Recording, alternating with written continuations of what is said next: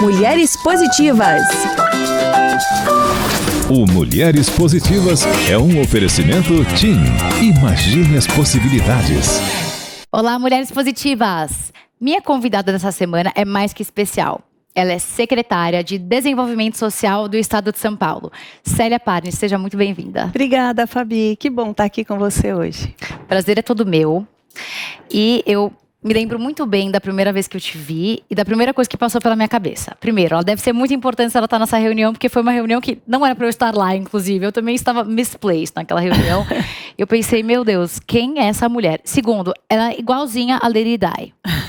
E de lá até hoje eu venho acompanhando o seu trabalho, tendo o privilégio de acompanhar seu trabalho. E estivemos ontem em um jantar junto com o governador João Dória. E eu fiquei muito, muito impressionada com a admiração e o respeito que todos têm por você. E é evidente que é um reflexo de todo o trabalho, de toda a dedicação e o amor que você vem colocando em prol de nós paulistas. Então, por isso eu te agradeço. Imagina, que é isso. E eu quero começar a nossa entrevista falando sobre a sua carreira. Então, você se formou em administração pela USP, você é paulista, você começou a trabalhar com 14 anos na Unibis e você saiu de lá como presidente. E hoje ocupa essa cadeira muito importante para o Estado de São Paulo. Eu queria que você contasse um pouco sobre essa trajetória e como é que foi a sua ascensão até chegar até onde você está hoje. Bom, primeiro, obrigada pelo convite. Também estou muito feliz que esse é o dia onde a gente está podendo bater esse papo e falar um pouco dessa trajetória. E espero que com isso inspirar algumas pessoas, porque ela não tem nada de especial.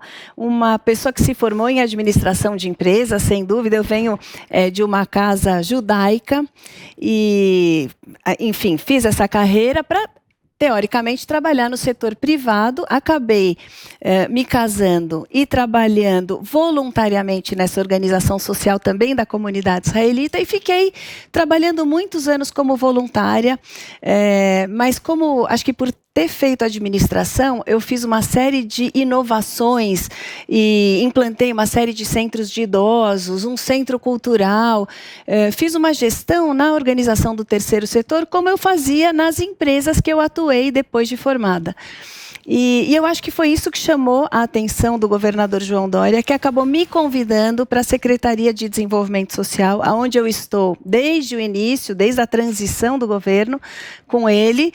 E, enfim, com os desafios de um estado como esse, que apesar de ser o estado mais rico da federação, é o mais populoso e tem um indicador de pobreza muito alto. Então, o desafio dessa gestão, e especialmente com uma pandemia pelo meio. Então, tem sido tempos interessantes, diferentes, mas a trajetória é uma trajetória tradicional, eu acho que de uma família tradicional, uma formação que teoricamente iria para o setor privado e que acabou indo para o terceiro setor e para o primeiro setor, que é o setor público. Então, eu tive aí algumas mudanças de carreira ao longo dessa vida.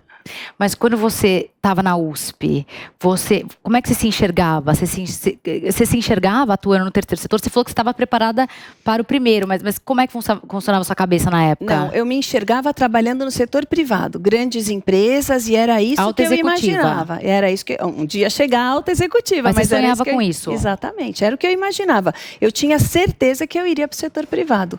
Não imaginava nem ir para o terceiro setor, uma organização social, e muito menos ir para a gestão pública. Você estava me contando ontem sobre o Bom Prato. Eu queria que você contasse da diferença de quando você assumiu essa operação e o que você passou aí com essa pandemia, né? Porque antes pagava-se R$1, hoje nem isso. Eu queria que você contasse um pouco sobre esse projeto, o que é dos vários projetos seus, de autoria e de condução suas. O Bom Prato é um programa, na verdade, já tem 21 anos, muito tradicional, respeitadíssimo no estado de São Paulo, mas que na gestão do governador Dória cresceu muito, muito mesmo.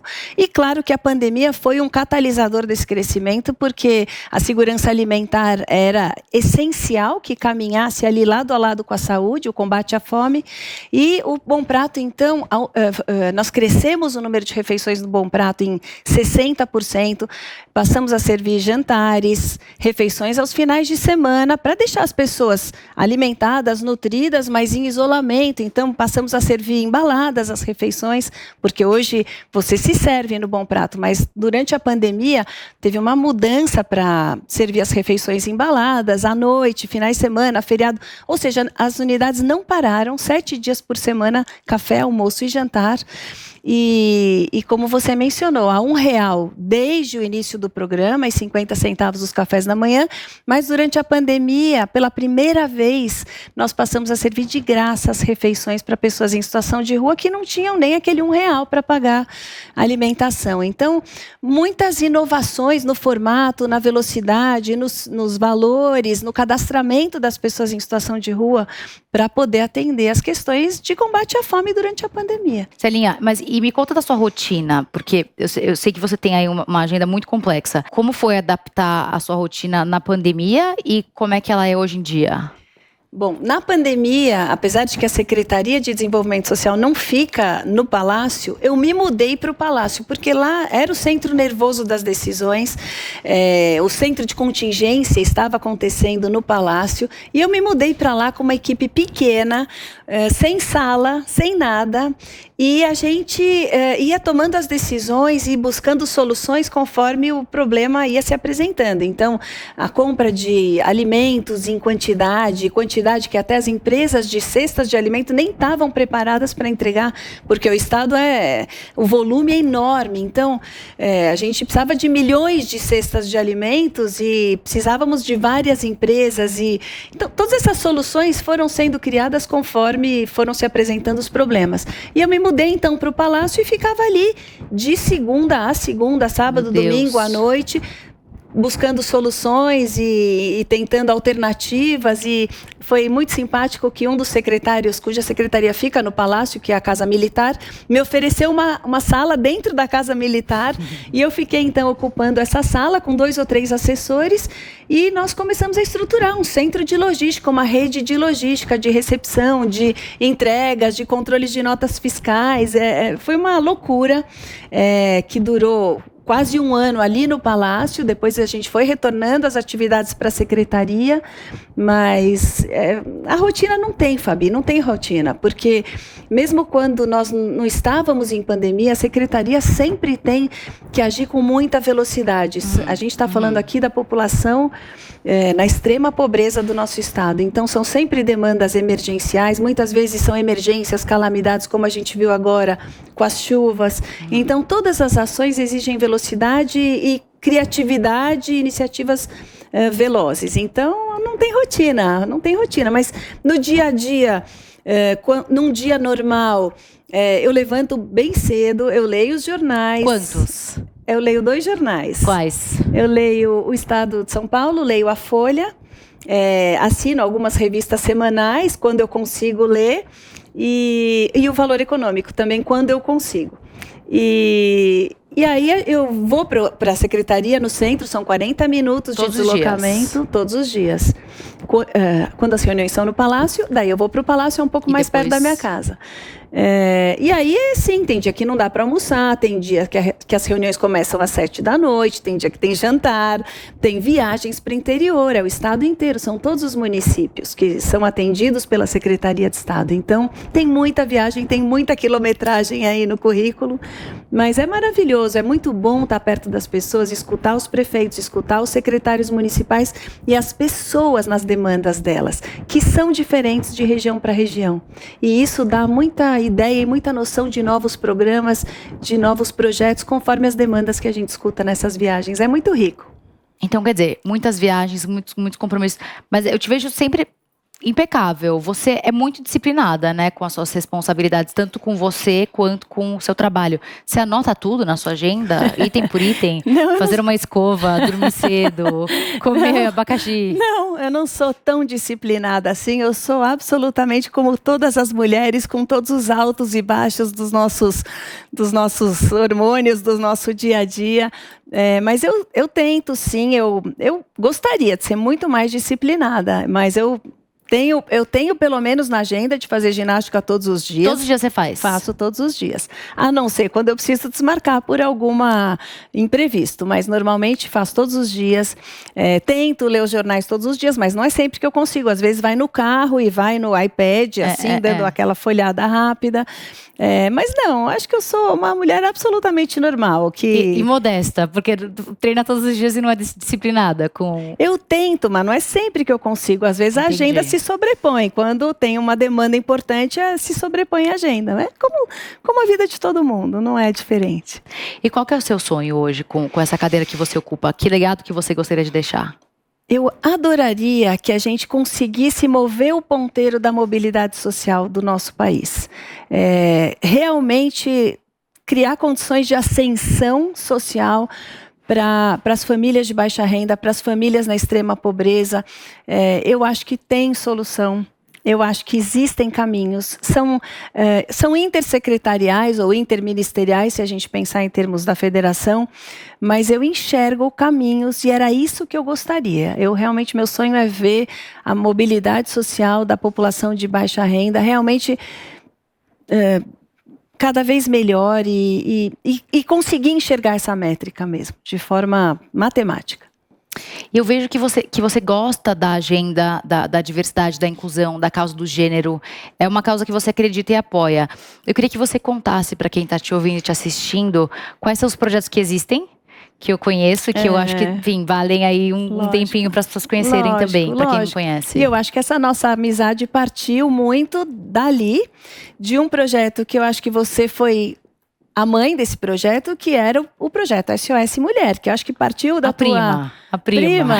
Partiu um pouco da tua cabeça, do teu olhar, de pensar alguma plataforma que desse muita informação para as mulheres de tudo que tem no Estado, e eu me lembro disso, e você é rápida e conectada, e queria juntar todas as pontas, e eu acho que foi daí que surgiu essa nossa afinidade.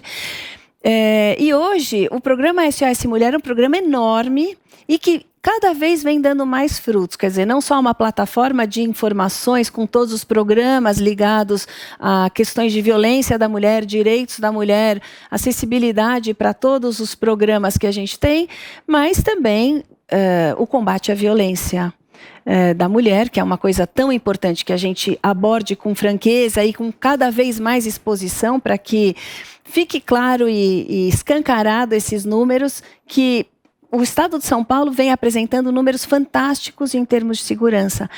Mas, infelizmente, a segurança contra a mulher ainda é muito grande. E o botão de pânico, que é um dos, vamos dizer, das nossas principais armas, exatamente, onde mulheres com a medida socioprotetiva conseguem chamar um policial, alguém para atendê-las em menos de 15 minutos. E hoje tem sido feito cada vez mais coisas pela Secretaria de Segurança Pública para proteger essas mulheres. E eu acho que essa tem sido uma marca dessa gestão, realmente a proteção. E como você falou, o combate à intolerância em todas as formas. Nós estamos aí numa semana onde o tema está tão vivo e tem se falado tanto, e isso tem sido uma marca dessa gestão e desse governo, combate total à intolerância. Daí eu fiquei chocada com a quantidade de mulheres que estão nessa gestão, né, do Estado de São Paulo. 65% do secretariado é composto por mulheres. Exato. Ou em altos cargos de gestão, ou nas estatais, ou nas empresas coligadas do governo do Estado. E isso tem feito diferença, eu acho. Acho que esse vento mudou. Vento de mulheres positivas. Quero saber o seu sonho, Célia, como mulher. Bom, como mulher, eu acho que eu alcancei um dos grandes sonhos que eu tinha, que era poder fazer a diferença com uma musculatura maior, que é o caso de uma Secretaria de Estado, de um Estado desse tamanho, que corresponde a um país como a Espanha, por exemplo, em termos de população, e isso já é um alcance de um sonho, mas é claro que a gente vive planejando e projetando, e eu acho que assim, Fabi, esses grandes sonhos, eles demandam muita coragem, até para sonhar, mas eu acho que se for o desejo, vamos dizer, e a conjuntura toda permitir, eu pretendo continuar fazendo isso com muita intensidade, porque eu acho que eu consigo conectar as pontas de forma a ajudar essas não só as mulheres, mas a população de baixa renda. Então, quem sabe, de repente, ano que vem, a gente pode imaginar você em, de repente, alguma outra cadeira? A verdade é que essa gestão termina esse ano e o ano que vem é toda uma nova configuração no Estado e a nível da federação, e vamos ver o que acontece. Vamos ficar na torcida. A gente tem vivido tempos difíceis que só fizeram aumentar as desigualdades sociais e de gênero. As mulheres sentiram isso na pele, mas ainda bem que a gente pode contar com o apoio de tanta gente. Com o app Mulheres Positivas foi assim. A TIM se juntou ao nosso movimento e mobilizou outras grandes empresas que entenderam a urgência dessa iniciativa concreta de inclusão e transformação social. Graças à parceria de todas elas, muitas mulheres estão tendo a oportunidade de sonhar de novo, de fazer um curso, se formar e encontrar sua vaga no mercado de trabalho. E não sou só eu que estou falando isso não. Olha só o recado que a Isa tem para todas nós. Eu tenho um recado para todas as mulheres. A gente luta todo dia para conquistar nosso lugar, porque a gente sabe aonde quer chegar. A TIM também acredita na gente e sabe que para chegar lá precisamos de ações concretas. Por isso que a TIM se uniu ao app Mulheres Positivas e convidou outras grandes empresas para oferecer cursos e vagas para todas nós. E agora já são mais de 30 empresas nesse movimento. E quem é TIM tem acesso gratuito e sem descontar da internet.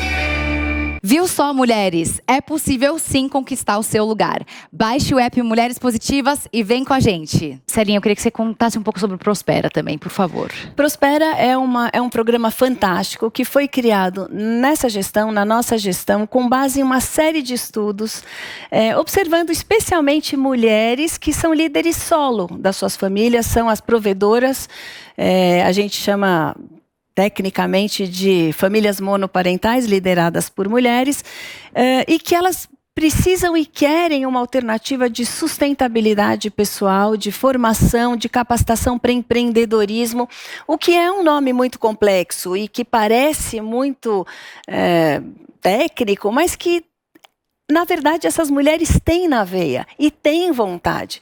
Então, se a gente não usar o termo empreendedorismo e nem capacitação, qualificação, e só realmente pegar na mão e mostrar que essas mulheres têm essa energia, têm esse poder, têm essa capacidade, essa possibilidade, querem.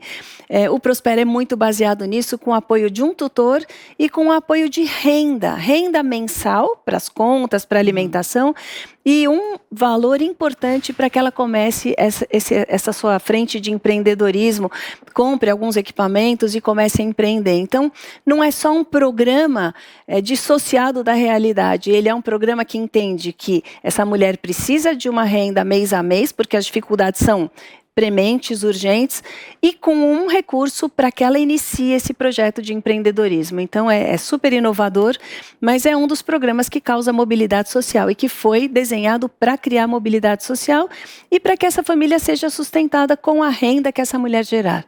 Então, se alguém quiser acessar, como é que faz? Tem que entrar no portal oficial dos programas do Governo do Estado, que é o bolsadopovo.sp.gov.br, e ali vai conhecer não só o Prospera, mas todos os outros programas de bolsa de trabalho, de capacitações, do Vale Gás, que também é um programa super bacana para mulheres que precisam comprar botijões de gás para complementar aí o tema da segurança alimentar, do combate à fome. Então, são todos programas desenhados para famílias em vulnerabilidade, mas muito acessíveis e muito descomplicados. Maravilhosa. Uma mensagem que você queira deixar para as mulheres que estão te assistindo, te ouvindo. A mensagem eu acho que é realmente ter coragem, aproveitar as oportunidades quando elas aparecem, entender os convites como um chamado, como uma possibilidade de que eu vou ter coragem, eu vou ter potencial e eu vou estudar e vou aprender e vou tentar entender das coisas que eu não conheço para me adaptar. E eu acho que é isso que a gente precisa, na verdade, é enxergar as oportunidades sem medo. E E a gente tem as noites e os finais de semana para estudar as coisas que a gente não sabe e conseguir chegar lá para e passo com, às vezes, alguém que já está mais preparado do que a gente, mas não pode deixar as oportunidades passarem. Não pode perder o trem quando ele passa Sem dúvida, na vida. Sem dúvida. E às vezes são sinais sutis. São sinais sutis, esses convites, essas possibilidades, essas oportunidades são sutis e você tem que embarcar, você tem que entender e fazer as ligações com as pessoas certas e, enfim, ir se conectando. Celinha, você falou sobre coragem. Então eu queria te perguntar, qual foi o momento mais difícil da sua carreira? Claro que o momento da pandemia deve ter sido aí um momento que vocês ficaram sem chão. Mas se você quiser mencionar, além da pandemia, algum outro momento que foi muito, muito difícil para você, alguma crise importante da sua vida, e o que você diria para uma mulher que também está passando por uma crise e está aí buscando forças para conseguir se sobressair? Eu acho que o que eu lembro assim como um grande desafio realmente foi o início da gestão. Eu não vinha do setor público, exato, início da gestão pública. Eu não vinha desse setor, eu fui convidada e tive que entender todos os órgãos reguladores, toda a legislação que rege, todos os princípios que regem a gestão pública. Por isso que eu mencionei um pouco de que a gente acaba lendo aos finais de semana, à noite, tentando buscar o atraso. Mas, sem dúvida, o início da gestão foi de grande desafio para mim. Conhecer as pessoas, os colaboradores que já atuavam na secretaria, que não eram pessoas do meu conhecimento, mas que aquilo já funcionava daquela forma. Os outros secretários apresentando já seus projetos, seus planejamentos, seus programas, alguns eram ministros da gestão anterior. Então, esse secretariado ele é composto quase em 50% por ex-ministros. Então, o começo da gestão foi muito desafiador para mim, porque eu estava vindo sem nenhuma experiência de algumas pessoas que não só já tinham atuado na gestão pública, como numa esfera muito superior. Alta, e com muita prática, e com muitos assessores, e com muita milhagem. Então, de fato, essa foi, eu lembro como um momento de grande desafio, e tentar, logicamente, equilibrar o que seria essa rotina, e esse entendimento, e essa aprendizagem, e pilotar esse avião em voo, e a minha casa, e a minha família, e a minha rotina, e os amigos. Eu tenho 3 filhos. Eu tenho a Paula, de 26 anos, a Adriana, de 24, e o Daniel, de 20. Celinha com 3 filhos, meu Deus do céu. São grandes já, são grandes. E são fantásticos, me deram todo o apoio e tenho muito orgulho. Eles têm muito orgulho dessa trajetória, dessa carreira. Mas como que você fazia quando você era mais nova, meu Deus? Mas aí era uma vida de voluntariado. Quando eles eram menores... Mas você era presidente da Unibis. Mas eu virei presidente da Unibis, mas ainda assim era uma vida de voluntariado que te dá flexibilidade. É diferente de uma atuação como a que eu tenho hoje. Entendi. Então você acha que se eles fossem pequenos hoje, talvez você não conseguiria dar conta? Digo, seria muito difícil você renunciar ao tempo de qualidade com seus filhos? Seria muito difícil, porque eu acredito muito que na infância tenra, é muito bom que você esteja próxima, que você esteja presente. Eu não estou nem falando de quantidade de tempo, porque as mulheres trabalham fora e não tem menor problema, eu acho que isso é muito bom. Mas a qualidade do tempo com eles é essencial. E o que eu vejo hoje é uma demanda grande de tempo que eu dedico à secretaria. Mas é uma outra fase, eles estão grandes e estão super bem encaminhados. Sobre esse momento seu complexo, você tem uma aparência muito feminina, você tem uma voz muito feminina. Isso deve ter sido um obstáculo também para você, né? Você conseguir se impor, mantendo aí a sua educação, que, enfim, você é uma mulher muito fina. Como é que você conseguia aí gladiar aí nessas reuniões? Quais são, de repente, algumas técnicas que quem está te ouvindo, te assistindo, podem usar para tentar ter a atenção das pessoas, e mais do que a atenção, o comprometimento para que essas pessoas executem o que você está solicitando? É engraçada a sua pergunta, porque realmente tem algumas técnicas mesmo, e é técnica, de fato, especialmente num embate e numa reunião de torcida de braço, assim, onde cada um quer vencer aí a sua negociação. E eu tenho, sim, uma técnica para essas situações que eu deixo a pessoa expor absolutamente todos os argumentos. E muitas vezes as pessoas, quando vêm muito combativas, elas vêm muito, enfim, imbuídas de força e adjetivos e postura e tudo isso. E eu deixo a pessoa falar quanto tempo ela quiser, até que esgote os argumentos. E muitas vezes eu tomo nota dos contra-argumentos, para não perder nenhum. E aí, depois que a pessoa encerra, e muitas vezes está muito exaltada, aí eu falo os contra-argumentos, um por um, do que é possível, do que não é possível, com toda a franqueza. E aí, e também não deixo a pessoa me interromper, porque como eu não interrompo, eu também não deixo que me interrompam. Mas aí o que você faz? Você fala, você está me interrompendo. Não, eu falo, olha, eu te escutei com toda a educação, com toda a elegância, com toda a calma, por 40 minutos. Agora eu vou falar 10, mas eu não vou ser interrompida. E eu não preciso falar 40 minutos, porque normalmente quando você está com os argumentos corretos, você não precisa falar tanto tempo. Então você fala poucos minutos, contrapõe, e aí sim, aí eu não quero que me interrompa, porque eu escutei com toda a calma. E aí é isso, eu acho que tem que ter essa fleuma na hora de algumas negociações. E na gestão pública é um mundo muito ainda masculino, tem muito mais homens ainda. Claro que essa gestão do governo do estado é diferenciada, mas o mundo da gestão pública, ele é mais masculino. Mas eu acho que você, quando entra numa sala, num fórum, onde a maioria são homens, você entra com o seu conteúdo. Independente de você ser mulher, ser homem, estar representando alguma secretaria, algum órgão, você está entrando com o conteúdo que você está levando para a reunião, em termos de repertório, em termos de argumento. E eu acho que eu sempre entro pensando nisso, e não, eu sou a única mulher aqui nessa sala, ou são poucas mulheres nessa sala. Nunca me coloco nessa posição. E manter a calma diante de repente, possíveis grosserias. Essencial. Porque eu tenho esse problema, eu perco a calma e eu perco a negociação. Essencial. Mas é treino, foi treino para você? Eu acho que você tem que deixar a pessoa esgotar aquela exaltação, porque ela vem exaltada até porque ela está na defensiva.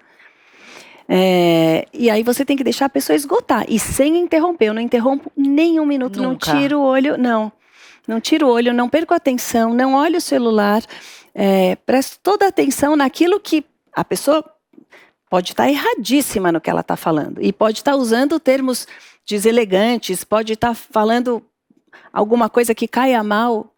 Eu não interrompo. Eu não interrompo, não me exalto, não me abalo. Mas na hora que eu começo a falar, daí ela não pode me interromper. E aí são os contra-argumentos, são os sims, são os nãos, e acabou, e está encerrada a conversa, porque eu não interrompi. Então também não quero que me interrompa. Esses sim são ensinamentos de uma princesa. Um livro, um filme, uma mulher que você admira. Bom, um livro, eu penso em 2. Um é o Quanto Custa para Salvar uma Vida, do Paul Singer. E como nós estamos aqui num fórum de mulheres positivas, eu acho que Mulheres que Correm com Lobos também. Um livro interessante que eu leio partes dele, porque é um livro que dá para você ler partes separadamente. Um filme, eu acho que é aquele Uma Luta Desigual, que é a história da juíza Ruth Ginsburg. Maravilhoso. Que foi a segunda mulher a assumir o Supremo Tribunal de Justiça nos Estados Unidos e a primeira judia. Então, um livro, enfim, um filme que fala muito comigo. E uma mulher que eu admiro, bom... Não pode ser sua mãe. Também admiro muito. Mas assim, fora do Brasil, eu pensaria certamente em primeiro lugar na Angela Merkel. Tenho maior admiração pela modéstia dela, acho muito elegante essa simplicidade, essa modéstia. E aqui no Brasil, algumas amigas, inclusive nossas em comum, que eu admiro, que são mulheres de coragem e que toparam condições assim de sair da zona de conforto para fazer essa defesa do social, que são boas amigas, a Carola Matarazzo, a Luciana Temer e a Denise Antão, 3 mulheres que eu admiro muito. Muito obrigada, Sarinha, por ter vindo aqui hoje. Poderia ficar muito mais tempo conversando com você. Eu também adoro. Foi uma honra. Eu adoro também. Obrigada. Parabéns pelo teu programa. Acho que ajuda muitas mulheres a ouvirem histórias e sentirem, acho que em cada uma dessas histórias, um pouco da realidade delas refletida em trajetórias. Com certeza, a ideia é mostrar mulheres como você, que no final das contas é uma mulher muito bem-sucedida, é um símbolo aí de sucesso, seja lá o que sucesso pode significar, mas que ao mesmo tempo mostra a realidade, que o seu dia a dia pode ser pesado, você pode ter tido problema, mas que é um dia após o outro para chegar onde você chegou, né? É isso, são desafios constantes, mas que valem a pena. E não se esqueça que a entrevista completa com a Célia Parnes fica disponível gratuitamente no aplicativo Panflix para você ver e rever a hora que você quiser. Se você ainda não baixou, corre já para essa loja de aplicativos e faça o download. E até semana que vem com mais uma Mulher Positiva.